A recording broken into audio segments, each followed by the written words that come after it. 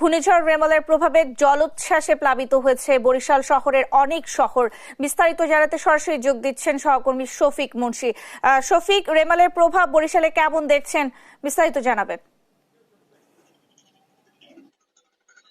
Nancy, আমি বরিশাল নদী বন্দর এখন দাঁড়িয়ে আছি এবং আপনি বুঝতেই পারছেন প্রচন্ড বাতাস। আসলে আমাকে এখানে ঠিকভাবে দাঁড়িয়ে থাকতে আমি পারছি না, এমন একটা পরিস্থিতি সৃষ্টি হয়েছে এবং এই পরিস্থিতি কিন্তু গত আধা ঘন্টা যাবতই প্রচন্ড বাতাস। এবং আমরা এই বরিশাল আঞ্চলিক আবহাওয়া অফিসে যেটা কথা বলেছি, তারা আমাদেরকে যেটা জানিয়েছে যে রেমালের প্রভাব এই অঞ্চলে একদম এই অঞ্চলের যে 9টি জেলা, বিশেষ করে বরিশাল এবং খুলনার বিভাগের যে 9টি জেলা, তার উপর প্রভাবটা পড়া শুরু করেছে, যার প্রেক্ষিতে এত তুমুল বাতাস এবং একই সাথে বৃষ্টিও কিন্তু আসলে শুরু হয়েছে এই বরিশাল নদীবন্দর জুড়ে। আমরা আসলে যেটা জানতে পেরেছি যে আমরা এই